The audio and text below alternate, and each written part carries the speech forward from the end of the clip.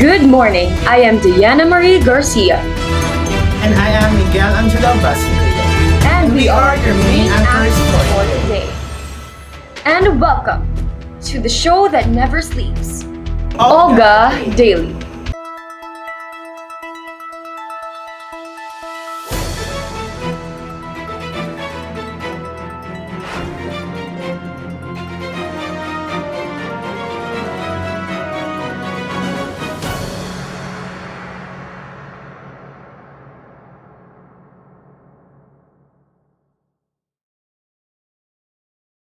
The supply of soft drinks in a popular grocery store in Cagayan de Oro has resumed.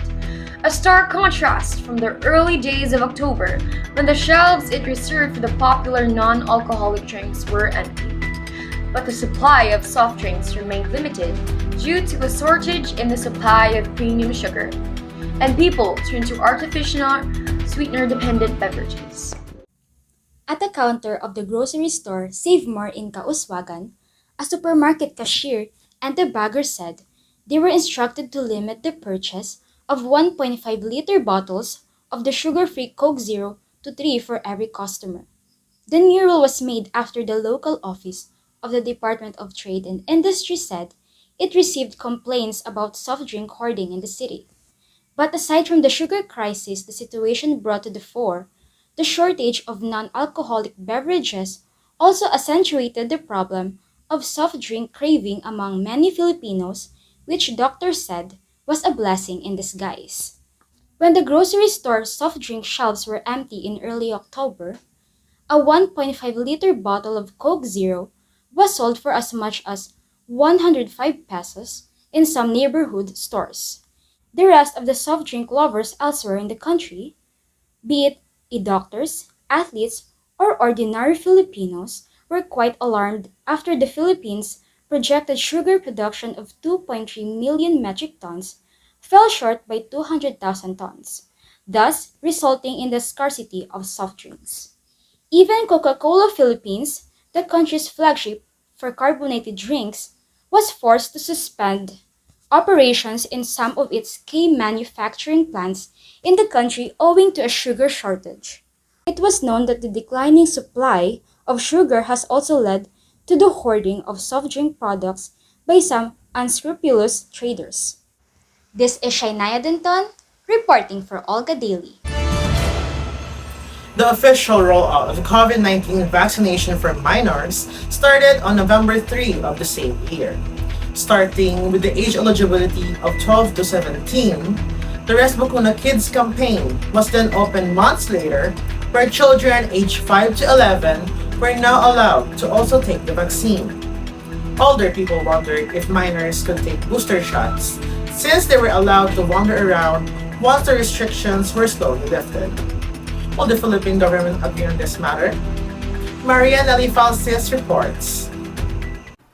The vaccination program in the Philippines is an ongoing mass immunization campaign against severe acute respiratory syndrome coronavirus 2, the virus that causes coronavirus disease 2019, in response to the ongoing pandemic in the country.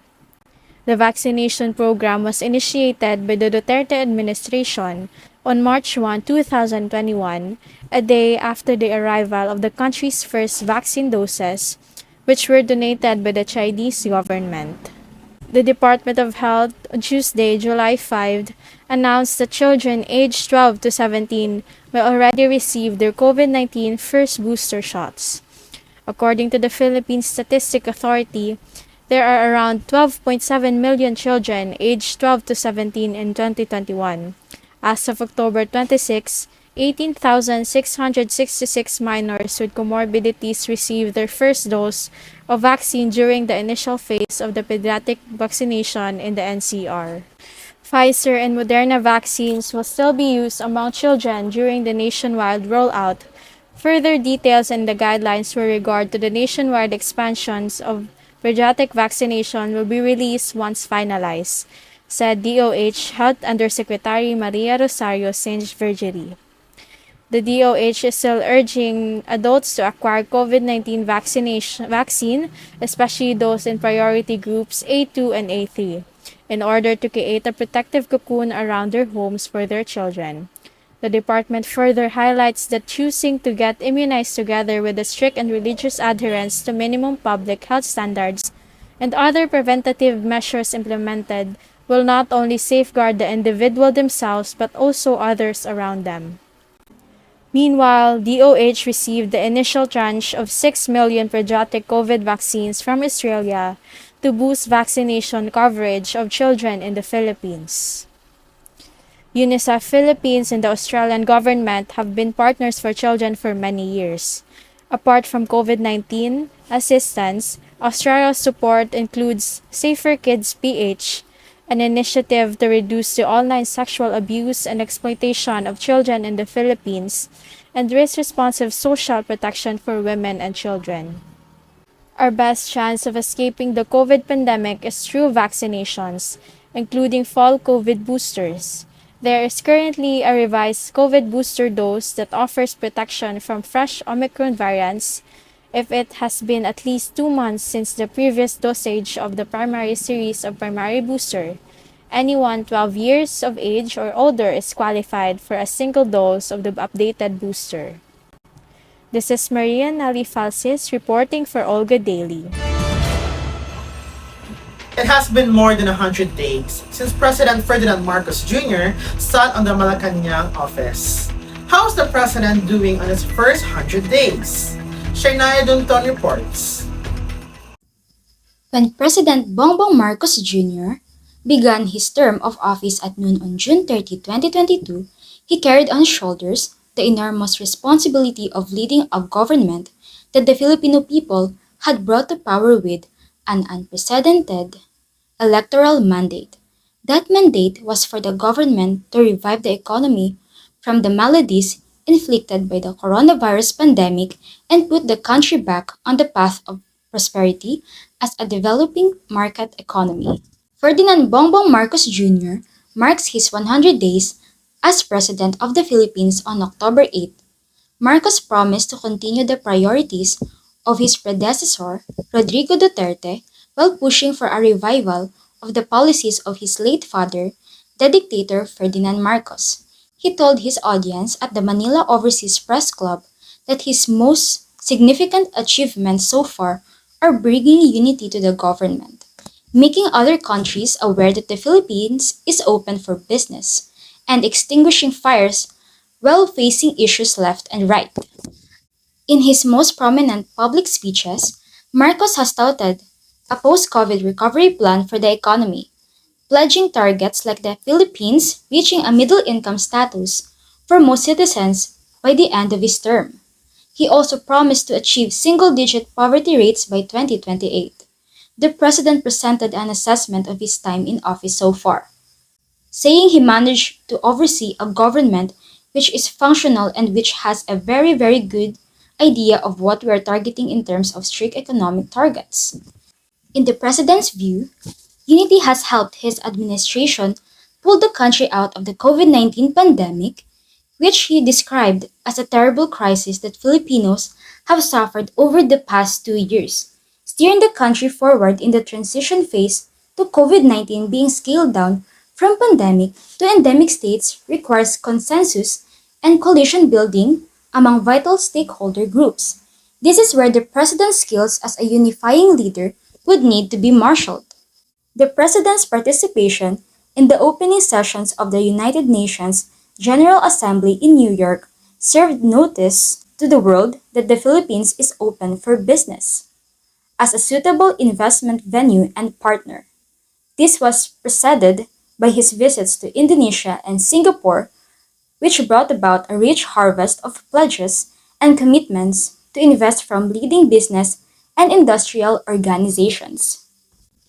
This is Shainaia Dunton, reporting for OLGA Daily. Critically acclaimed journalist was found dead recently in his residence by 3 identified suspects with the intent to kill the said journalist. Nellie Falcis reports. Hard-hitting journalist Percy Lapid was killed in his car near Las Piñas by a group that, according to the self-confessed gunman Joel Escorial's extrajudicial confession, followed him about his workplace and home for days. The facts of the plot leading up to the murder on October 3 were included in the confession, which was dated October 18 but made public on Monday, October 24. Escorial said that Lapid's murder was ordered by a man named Crisanto Palana Villamor, who was being held at Bilibid. Meanwhile, another suspected middleman, Christopher Bacoto, gave orders to the other three members of the group's siblings, Israel and Edmond de Maculangan, and the person going by the name Orly, to assist Escorial in carrying out the hit job. They receive a 550,000 offer to assassinate the broadcaster. Since turning himself up on October 17, Escorial has been in the hands of law enforcement. Escorial claimed that on September 22 and 23, he, the Dimaculangan siblings, and Orly visited Lapid's workplace in Mandaluyong but were unable to locate him. Escorial said that he and Orly were traveling from Barangay Zapote on a motorcycle on October 3, the day of the killing, in the vicinity of SM Center Las Piñas, where they had momentarily split off for a smoke break. Orly called Escorial to let him know that Lapid's car had just driven past him. The Dimaculangan siblings were in a different motorcycle when Escorial abruptly returned to Orly and his vehicle. When Lapid's car turned into Area Street and St. Celeste Village, Escorial and Orly escaped on the motorcycle after he shot Lapid. The Dimaculangan twins kept watch nearby and provided security. The gang traveled from Zapote to Bacoor, Cavite via Area Street. Escorial ultimately exited the car and rode in a jeep back to his residence in Bacoor, where he went into hiding. Escorial said that he did not know where his bodies were at the time of his confession.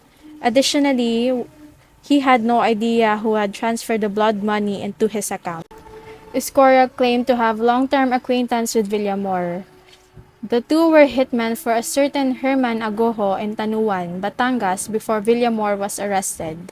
According to the self-confessed gunman, but Villamor did not specify why he wanted Lapid dead. He simply demanded 550,000 in exchange for a reward on his head.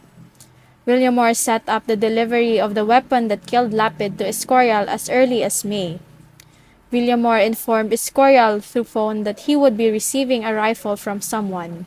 In Alabang, Muntinlupa, Escorial met with the individual to receive the firearm. The PNP expressed regret that Villamor passed away before they could include him in the probe on Monday, questioning the Bureau of Corrections' sense of urgency and looking into the issue. Villamor passed away before the Bucor was aware that the PNP was hunting for him, according to Bucor Deputy Director General Gabriel Chaglak on Monday. This is Maria Nellie reporting for OLGA Daily.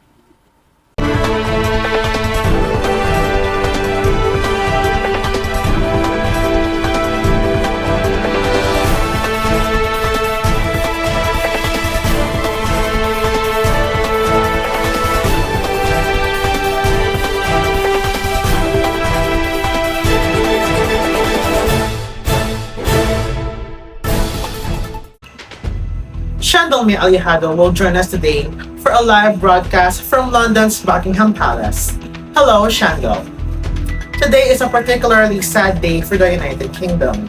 What could you say about the atmosphere in general at Buckingham Palace?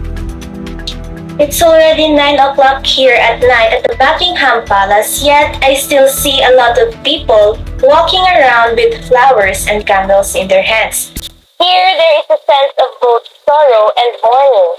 Even though I'm a visitor in their country, I can still sense the enormous impact of the Queen's passing to the people of the United Kingdom.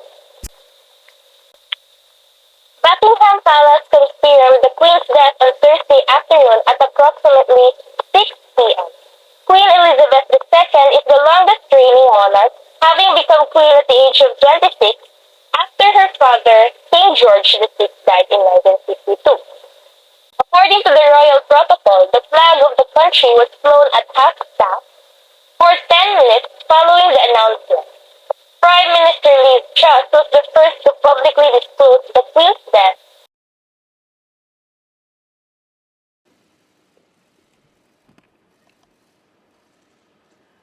We are all devastated.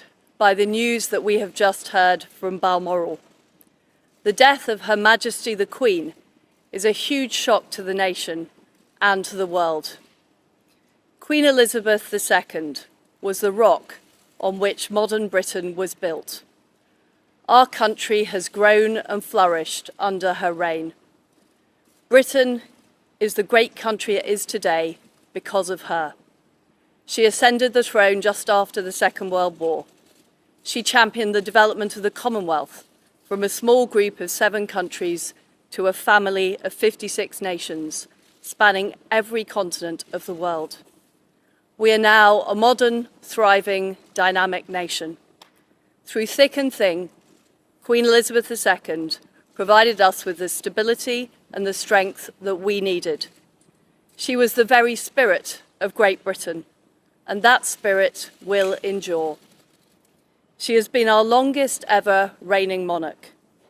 It's an extraordinary achievement to have presided with such dignity and grace for 70 years. Her life of service stretched beyond most of our living memories. In return, she was loved and admired by the people in the United Kingdom and all around the world. She has been a personal inspiration to me and to many Britons. Her devotion to duty is an example to us all. Earlier this week, at 96, she remained determined to carry out her duties as she appointed me as her 15th Prime Minister. Throughout her life, she's visited more than 100 countries, and she has touched the lives of millions around the world. In the difficult days ahead, we will come together with our friends across the United Kingdom, the Commonwealth and the world to celebrate her extraordinary lifetime of service. It is a day of great loss, but Queen Elizabeth II leaves a great legacy. Today the crown passes, as it has done for more than 1,000 years, to our new monarch, our new head of state, His Majesty, King Charles III. With the King's family, we mourn the loss of his mother, and as we mourn, we must come together as a people to support him, to help him bear the awesome responsibility that he now carries for us all. We offer him our loyalty and devotion, just as his mother devoted so much to so many for so long. And with the passing of the Second Elizabethan age, we usher in a new era in the magnificent history of our great country, exactly as Her Majesty would have wished, by saying the words, "God save the King."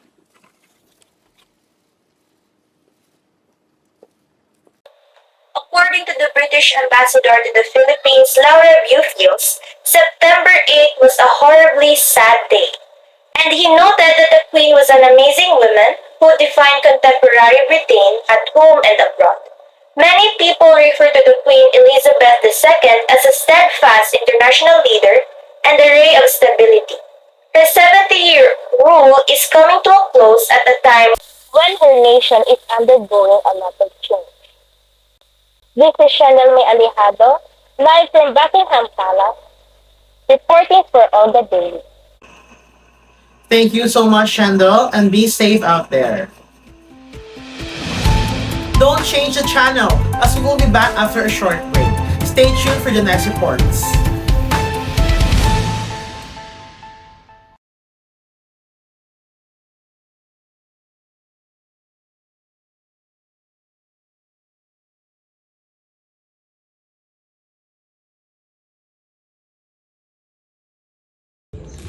Ang Laki May Pasit Canton Sweet and Spicy, may kasolo pack na. Kasalo pack pa? Pero nakalagay sa pack, kasalo. Kaya, pangkasalo. O kaya my favorite, kasolo. Kaya lang, kasalo pack nga. Lucky me.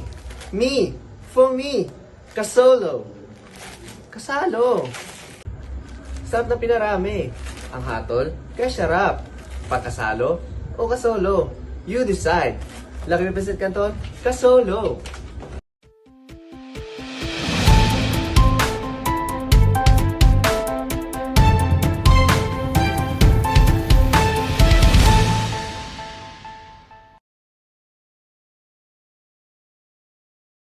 Welcome back. Let's continue with another international news. As with every year, Apple announces their newest line of products to their annual Worldwide Developers Conference, or as we can call WWDC. This year, they announced their best lineup yet.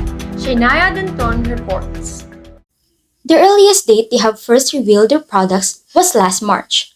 Apple announced the third generation iPhone SE with 5G and an A15 chip, the fifth generation iPad Air with an M1 chip and 5G, the Mac Studio Mini Mac Pro Hybrid, and the Studio Display, a new 27-inch 5K display with a $1,599 price tag. On Monday, June 6, Apple presented its keynote address for the Worldwide Developers Conference, during which new hardware and software items were unveiled. Apple presented iOS 16, iPadOS 16, macOS 13, Ventura, watchOS 9, and tvOS 16, the next generation versions of its software, all of which are accessible to developers for testing immediately and will be released in the fall. The M2 MacBook Air and the M2 13-inch MacBook Pro were introduced by Apple at WWDC, marking the first hardware launch in June in a number of years. Months later, on September 7, Apple held an event dedicated to the iPhone, during which it unveiled the 6.1-inch iPhone 14, 6.7-inch iPhone 14 Max, 6.1-inch iPhone 14 Pro, and 6.7-inch iPhone 14 Pro Max, a new Apple Watch SE, the Apple Watch Ultra, the Apple Watch Series 8, and the AirPods Pro 2 were also unveiled by Apple. The iPhone 14 got the spotlight this year, adding new features such as the iconic dynamic island, which made the bezel interactive. It was wider and sleeker than last year's iPhone. The iPhone 14 also added the crash detection feature, which will call emergency services if the phone detects a crash. Another thing that was also a highlight was the emergency SOS, which will be able to contact emergency services if there is no cellular or Wi-Fi coverage available. The release of iOS 16 was the second main highlight of the event, focusing on major improvements to the lock screen and allowing user customization. Users can now add widgets, change the time of the clock font, add emojis as wallpaper, use depth effect for wallpapers, and many more. The notification center was moved to the bottom from the top and was able to be completely hidden. Also, the remove background feature for photos was added. This feature is only available on the iPhone XS and XS Max, iPhone XR, iPad Air, iPad mini, and 8th generation iPad and later. The MacBooks also got sleeker and more advanced this time. Apple completely redesigned the MacBook Air, the first significant redesign of the range since 2010. In place of the MacBook Air's long-standing tempered chassis, the upgraded model has a flat MacBook Pro style body that is the same thickness from front to back. Dubbed as the near perfect Mac by Engadget's Devendra Hardawar, the MacBook Air has an Apple M2 chip, a bigger and better screen, a great set of speakers, and a nifty MagSafe charger. Pricing for the Air starts at $1,199. Unlike the Air sibling, the Pro hasn't changed too much in the specs except for a redesign, except for the fact that it also has an Apple M2 chip, but it has a wider and bigger screen, ports, and extra cores.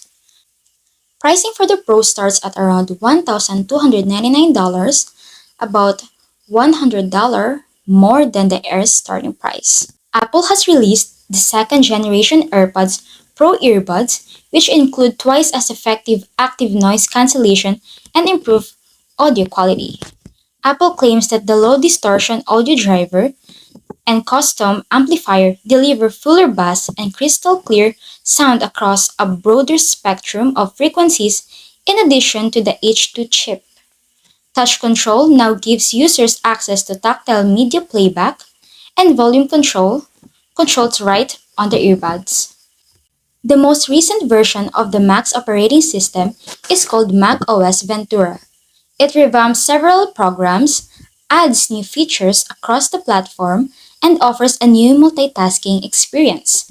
You can utilize your iPhone as a webcam on your Mac thanks to Continuity Camera.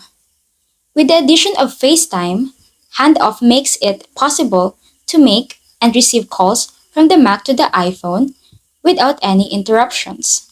A dedicated weather app and a clock app have been introduced, and system preferences have been renamed to System Settings. Presently, the Mail app can locate and look up pertinent emails, contacts, documents, photographs, and more. This is Shainaia Dunton reporting for OLGA Daily.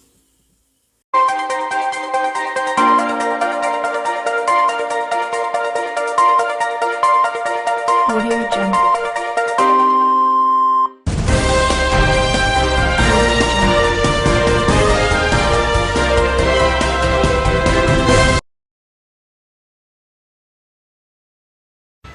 After her gold medal win on the 2020 Tokyo Olympics last year, Heidelin Diaz has finally added the elusive World Weightlifting Championship gold to her collection as she ruled the women's 55-kilogram division on Thursday, December 5 in Bogota, Colombia. Khent Ian Bolarde reports. The Tokyo Olympic gold medalist tallied a total lift of 207 kg to beat Rosalba Morales of Colombia and Ana Gabriela Lopez of Mexico, winning all three gold medals in a snatch, clean and jerk, and total. Diaz lifted 93 kg in a snatch to win her first gold medal in the World Championship and recorded 114 kg to the top, clean and jerk. With an assured medal in a clean jerk, she tried to lift 117 kg and 121 kg but failed. Diaz, the 31-year-old weightlifter icon, has finally captured missing World Championship crown to her collection, which includes gold medals from Olympics last year, Asian Games, and Southeast Asian Games.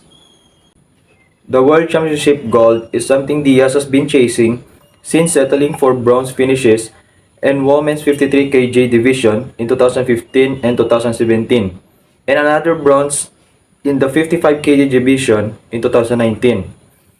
She backed out of weightlifting worlds at Tashkent last year, a few months after winning the historic Olympic gold.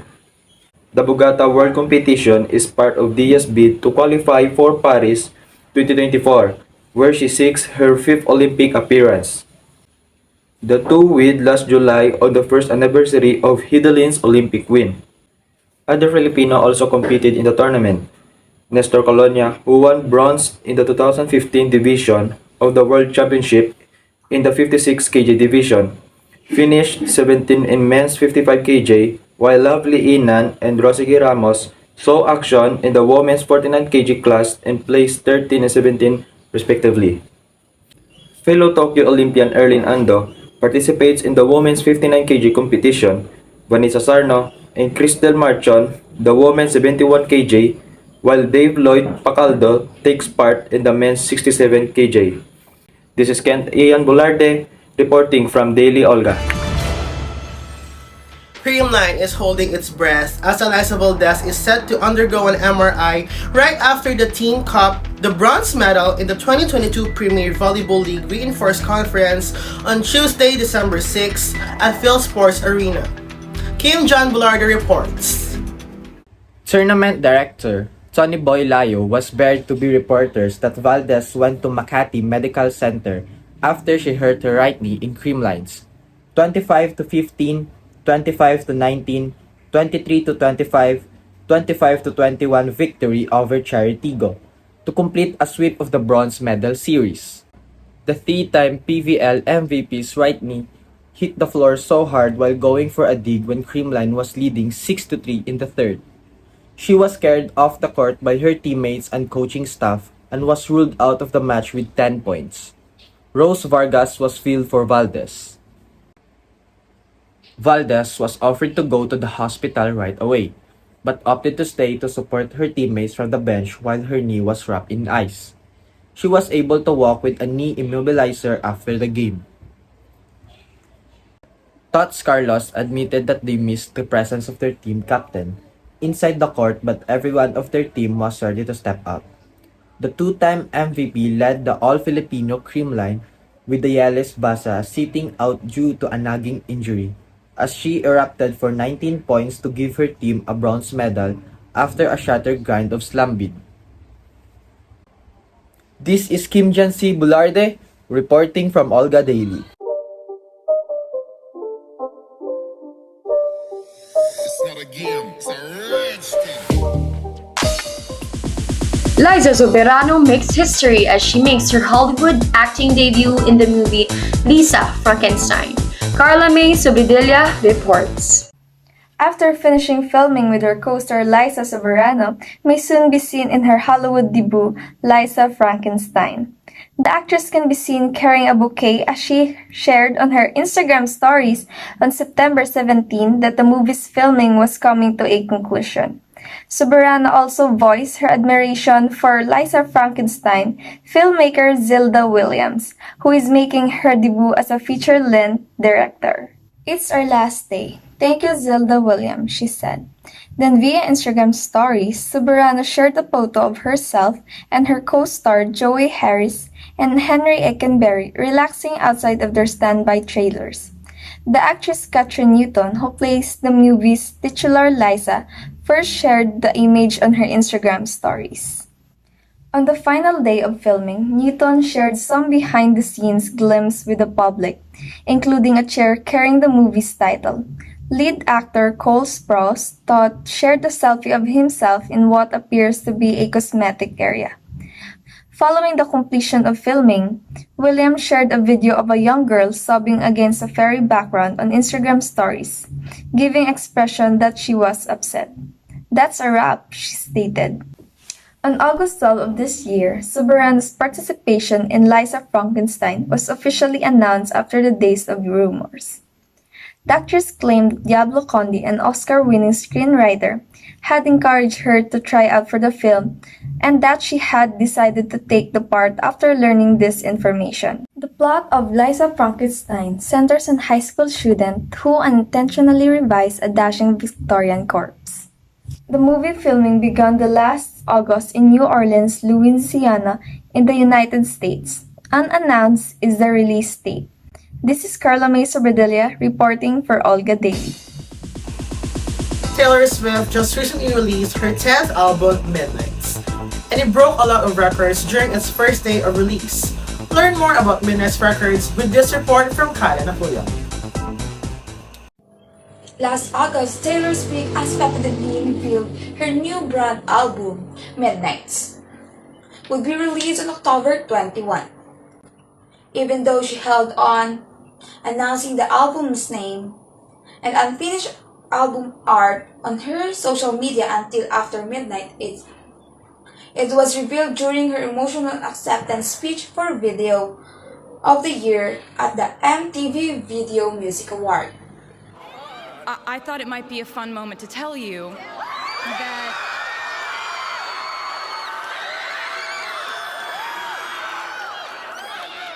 that my brand new album comes out October 21st. Midnights, the stories of 13 sleepless nights scattered throughout my life. It will be on October 21, meet me at midnight, Swift said in her announcement post in Instagram. Midnight in her first original work since she started re-recording her albums in 2021 as an action to scattered growth, selling Swift mastered last year. The cover art for Midnights appeared to be molded after vintage LP jackets with a track name on the front, however, just list them as Track 1, Track 2, and so on up to 13 to the time the album is still being promoted. Swift then revealed one by one the names of the 13 tracks included in the album, the TikTok series entitled Midnight's Mayhem with Me, premiered on September 21 and ended on October 7. Swift would be then revealed the track names weekly under the remaining 5 tracks were released on October 7. On those collaboration with Lana Del Rey for The Snow on the Beach. Featuring Lana Del Rey. Midnight eventually broke records when it finally released last October. Midnight crashed Spotify and Apple Music minutes after its release. The music video with the album title track Anti-Hero was also released the same day. Midnight also broke the record for the most streamed album in a single day on Spotify, garnering 184,695,609 streams within the first 24 hours of release, beating Drake's 153,441,565 stream for Certified Lover Boy a year later. 3 hours after the release of the album, Swift surprisingly announced another version of the album at midnight's 3 a.m. edition. This version features 7 more tracks that didn't make the cut on the original album. Much to surprise of fans, this was dubbed by Swift himself as a chaotic surprise for her fans. The vinyl of the Midnight features 4 version that when collected will also become a clock. The colors of the 4 vinyls as Moonstone Blue, Jade Green, Blood Moon, and Mahogany. Swift was well removed and released another music video for Bleed Jewel 4 days later on, October 25. It features the Hames sisters, which Swift collaborated on, and Nobody No Crime, and the 3 Princess and the Swift herself as a fictionalized version of Cinderella, as well as a lot of diamonds, as the track name suggested, and especially Esther X, a Swift staple, focusing entirely on her next relapses, according to her fans. Once those is possibly re-release of Swift's 2010 album Speak Now, possibly being re-released under the name Speak Now Taylor's version. Midnight is highly expected to break a lot of records in the first week of release, including possible ascent at the top of Billboard Hot 100. This is Acuyong reporting for OLGA Daily. And that's about it for today. Thank you for watching OLGA Daily. See you next time.